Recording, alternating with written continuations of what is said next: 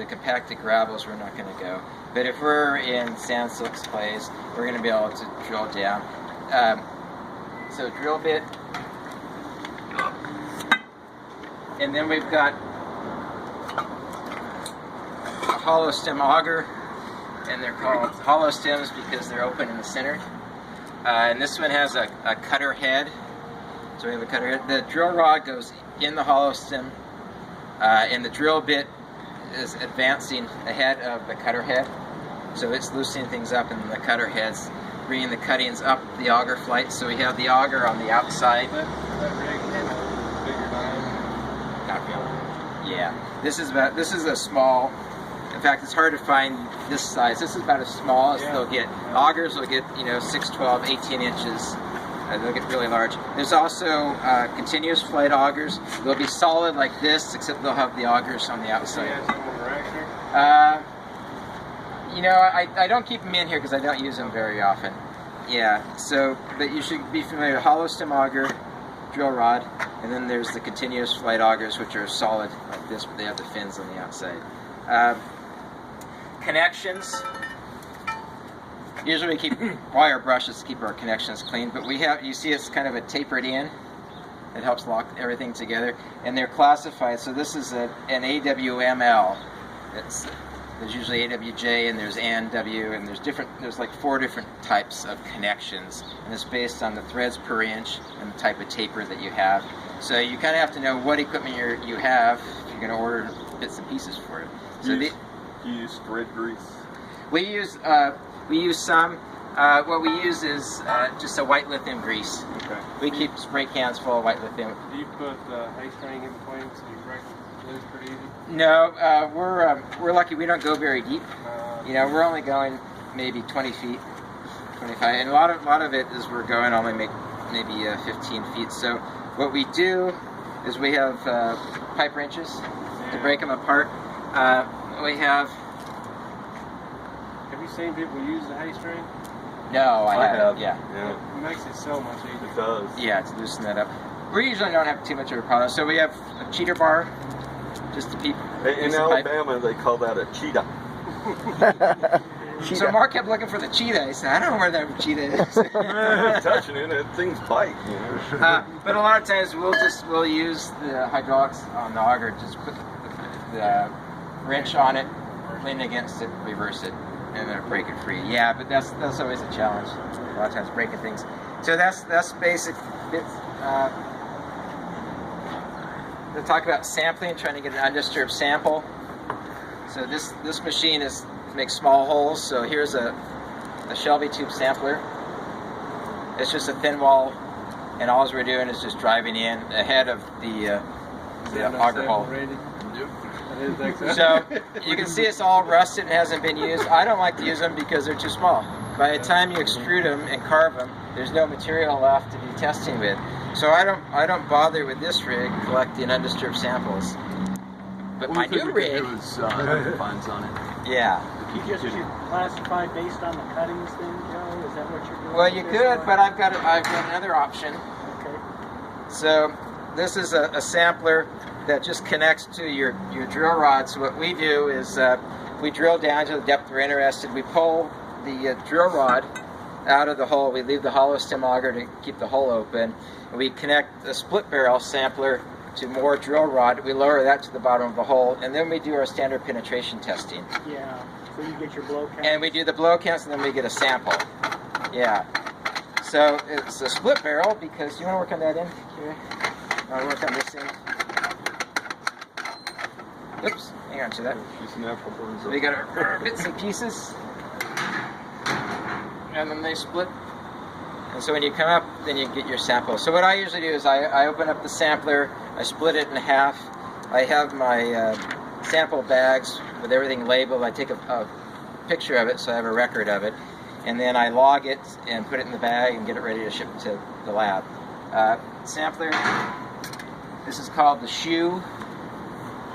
There's sharp shoes and blunt shoes. I like the sharp shoe. This is the sharp shoe. And then there's usually a basket retainer. This is like one of these Chinese finger traps. So, You want to have the right direction. So if you have a sandy soil and you're worried about it falling out of the tube as you bring the tube back out of the hole, the sample goes up through the retainer, and then it's sitting on top, so it can't slide back out. So usually we keep the retainer inside the shoe, and then that works. I have one engineer, brightest engineer I got, and she always puts it in backwards. Probably me. Because but then you can't get the sample into the tube. Right. So you think about it. And they really work. I mean, you can go through a really wet, clean sand, and you'll get 100%. You know, well, maybe not with the split spoon, but I mean, if you're using that in a core barrel, it'll collect it all. Yeah. So this is the basic equipment we use for sampling, and then back here. This is our hammer for standard penetration testing. So we'll have the boom raised, we'll have the pulley system. We use a rope around the cat head, up and over the pulley, and then we'll attach it to the hammer. The hammer is contained within here. The hammer is 140 pounds. The whole unit is much more than 140 pounds. Tell us how much you're going to miss that cat head when you get your new rig. I'm not going to miss that cat head one bit. The hammer that we drop it a standard 30 inches, and you count the number of blows to advance the sampler 12 inches a foot. But usually what we do, we come down here, we mark at the top of the hollow stem auger, because we usually have hollow stem augers out of the hole this high. We'll get our chalk. We'll mark right at the top. We'll go 6 inches, 12 inches, and 18 inches. Why don't we go 18 inches if we're going to count blows per foot? Why would we do 18 inches instead of just 12? Your end values last 2 blows. Okay. So usually what we've been drilling, right, and we got that drill bit and that cutter head going, and we're disturbing the ground in front of us, and we want to make sure we get past that disturbed ground, because like Randy was saying, if that first sample that you take, if you try to do a blow count in the disturbed ground, you're going to get a lot lower blow count because it's already been loosened up. So we want to drive it past the disturbed ground, the first 6 inches. Sure. And then we'll start our measurements from 6 to 12 and 12 to 18, and that'll be our blows per foot. Yep. We use a hemp rope because when you're spinning on the cat head, this cat head gets really hot, and if you have a nylon rope, it can melt. Is it hemp rope? So we stick with the hemp rope. The only problem with the hemp rope is when if it's rainy and wet, it'll absorb the water and then it'll grab onto that cat head. So we usually don't operate in the rain. It's just a hazard. The cat head, if you come into it, you don't want to put your hand on it because you can burn your hand. They get that hot. When we got the auger spinning, we always keep people with long hair tied up and pulled away because it's easy to get your hair caught in the auger. We watch the rope that we're using. We don't want it to be wrapped around anyone's ankle if it gets caught. If the rope overlaps on the cat head, it'll lock up and can pull your string out, and that sends stuff flying. So there's lots of hazards associated that we work with. So we have a number of emergency shutoffs. So we just ground out the motor here, pull and hold, bring the wire against the metal, we'll ground it out. So we have emergency shutoff, 2 spots there, and then on both sides of the truck we have a button to press, push and hold to kill the motor. It's pretty primitive, but it works. So usually if we see something that looks dangerous, a lot of times it's noisy, you can't hear, you just come over, hit the kill switch. Is that OSHA approved? It's not clearly marked. Oh, that one isn't, yeah. That's why we do safety training. And we have a little safety discussion first thing in the day. We're lifting stuff, so we talk about lifting properly. We've had a problem with this, lifting it off the ground. We got it on a rope, and you're down here holding one end, and as soon as the operator pulls it with the rope, sometimes it'll pull forward on you, and so you can easily dive. We had one fellow, we were standing in wet ground, and he lost traction. His feet went behind him, that went forward, and it really hurt his back. pretty good. Yeah. So you luckily recovered. Mostly we have crushing problems. You're bringing it into the tray to put it away and it lands on a finger. You know, crushing. So we keep a first aid kit with us. We used to have a fire extinguisher, but they made us take them out of the trucks because we weren't getting our annual fire extinguisher training or something. It was. Well, why don't you just give us fire extinguisher training? We can keep the fire extinguishers. Crazy. We usually have 2 people on crew that have Red Cross certification for basic first aid. So that helps. I've got a last question. Yeah. In your soils, how do you test for chips and salts and that? We can do soluble salts ourselves. If you want to get into gypsum, sulfates, that kind of stuff, We send it over to the soil survey lab. We kind of trade for it back and forth. We run a lot of additives for them, and we got something like that we can't do. We're usually pretty good about doing it. How many do you think? We'll talk later. I need to give them a heads up, just so they know what's going on. What else? Got a rigger you getting? CME 45C.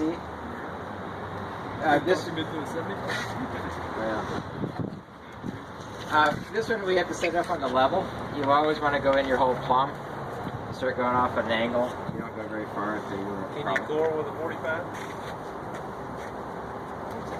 What are these right here? These are out. Oh, so these are split shovels. So when we have our hollow stem auger, and we want to add a new section, we have to detach it from the drawer at the top. And usually when we're going down, it's not much of a problem because the hole's full of hollow stem auger. But if we're coming up and we're taking a section off of here, you know, the whole thing can fall in the hole. So we stick this in like so, and it keeps the auger pipe from falling down the hole. You Cool. ever had it fall all the way down and Oh, suck. Plug it up. Yeah, you know, it's usually at the end of a 14-hour day, right? and you've got your 20-foot hole, and you get your last section that you're pulling up, and someone forgets to slip this in, and it's like, why is it so hard to get these bolts untightened? And you get that last bolt untightened, and you just hear this whoosh splash. And then you try to get the retriever, and then it doesn't catch, and the sun's setting, and you say, oh, heck with that. Cutter heads, $376. Auger flight sections, another $200. And this is the smallest they make, so you can imagine as you scale up, it gets a little more expensive. So there's some artifacts out there in the landscape. Yeah, it happens from time to time. You just get tired. So that's another safety issue. Yeah. With our crew, we make sure go ahead and take a break because you get stupid when you get tired. Hot days. Can you do continuous on that small of an auger? You know, With this one? Instead of split circuit. Not really. If you want to, I mean, we could do just the continuous flight auger, Okay, but and you then you would just have run- auger cuttings. You Yeah. don't run it. For most of what we're doing, it doesn't matter because it's So we have 2.5-foot sections, so we just go down every 2.5 foot, do an SPT, collect the split barrel. And come out. Is that standard for the NRCS, or is it? There isn't a standard. So you have the flexibility of choosing how you want to do your drilling and sampling. Yeah. So you've got that. It's up to you, you know, to make a professional judgment on what. I like it. Yeah. Continue. Yeah. So you can do that, and if you're contracting out, you can do that, or if you're getting a rig, you can get a rig that'll do that for you. Yeah. It's just whatever you prefer. As long as you're getting the information you need for life and safety, yeah. Then you're good. So after you're all done, did it make you close up the hole in some special way? Yeah, we don't want any surface water contaminating our hole, right? Going down the hole. And usually we're not doing really deep holes. So our standard is to use sample number 8 to fill the hole. So we buy bags of 3/8-inch hole plug. So it's called hole plug, and it's manufactured high shrink swell clay. So when it gets wet, it'll expand and it'll seal that casing, and seal that opening that we created, and it'll prevent surface water from going down and contaminating groundwaters. So yeah, basically, the back of the truck here, this box, I keep full of bags of bentonite. So there's 50-pound bags of bentonite, $7 or $8 a bag.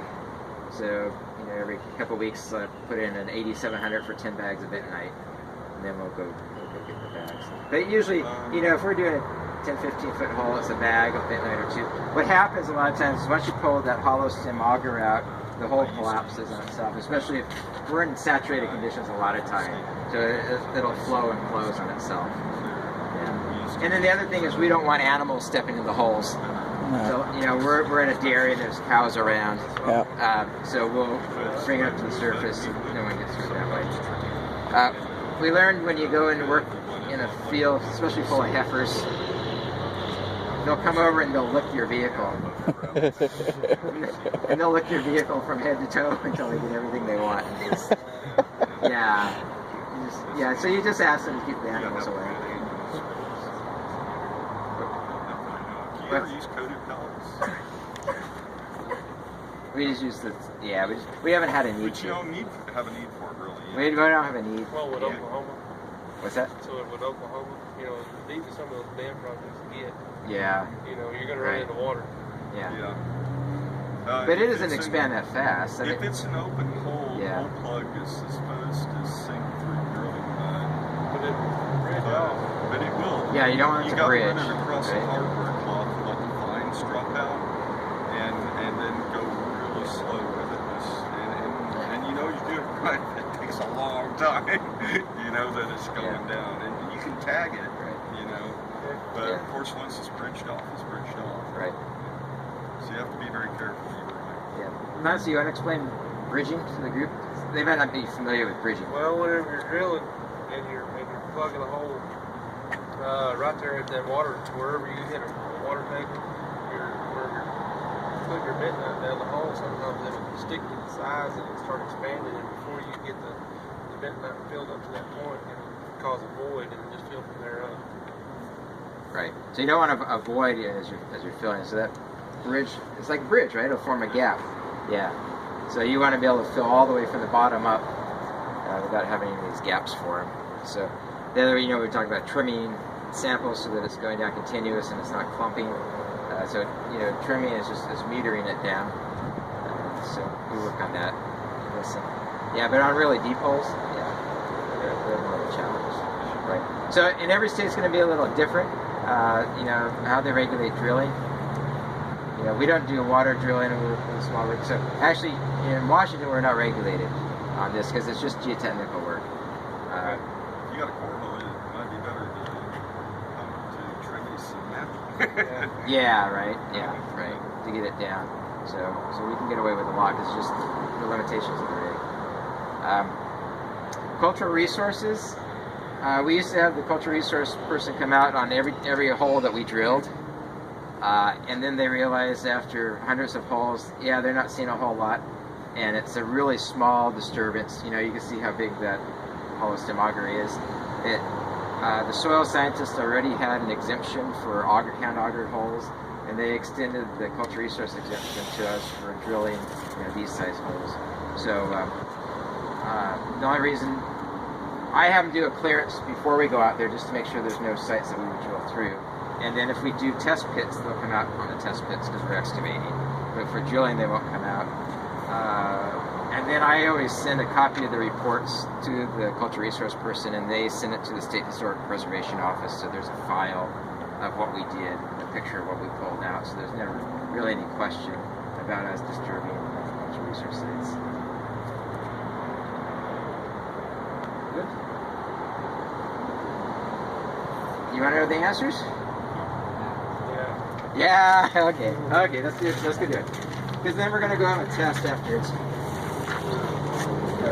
All right. Number one over here on the end. What do you guys got? Team 1. Any team. GC? GC? GC? Anybody got anything different? Oh, yeah. GC? Yeah. So we got a GM.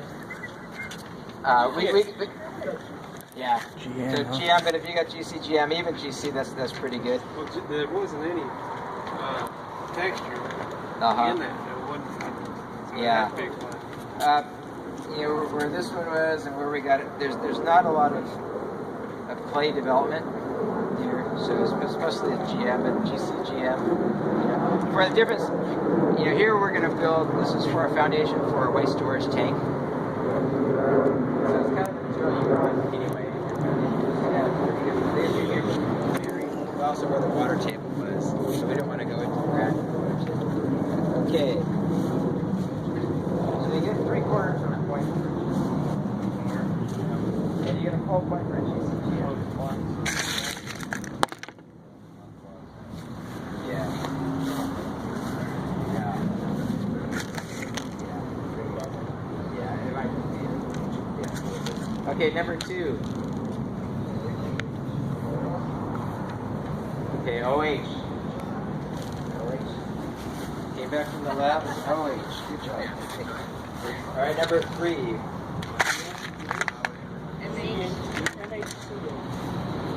Okay, so we got the CL people got it right. Yeah, so this one came back all CLs. This is a glacial till. So when we went out to excavate this site, it's like, how come this backhoe's not digging? And it already had, you know, the load of the glacier on top of it, so it's really well compacted. It's pre-consolidated, but it comes back from the lab as a nice CL, typical CL. Okay. Yeah, and that's tough when you get a till because you gotta work it up to figure out what you got in there. So CL. Okay, number 4. Okay, the SMs win. That comes back as an SM. Yep. All right, and where are you? 5. MH. Right here. CL. MH. MH. MH. Ah. MH. This is a tough one. This is a tough one. That's the one. I always give myself the credit if I got an ML or a CH, I'll say, okay, well, I was MH is a difficult one. So, was that? It's 3/4. Yeah, you know, I've got a couple of counties where I get MHs. Yeah. Okay, 6. ML. Yeah. Okay, and 7.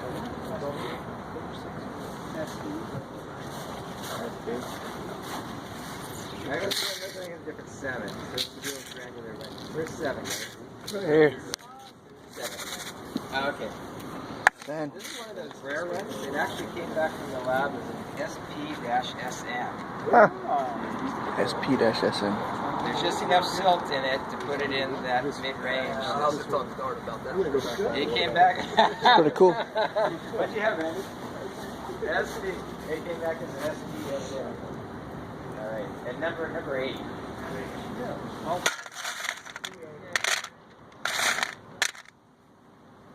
CH. So that was the trick one. That's the process. We can so then it's our midnight from Wyoming. So it's mined and processed, and that's what we use to build the holes. Yeah. We got 5. Did you say that was bentonite? Midnight. And so that's Oh, I guess this is when it's dried up. Guess so. 5 or more right. How many teams got 5 or more right? We got 5. How many teams got 6 or more right? How many teams got 7 or more right? That's cool. It's crazy. It is. Hey, that's really good. You know, out of 8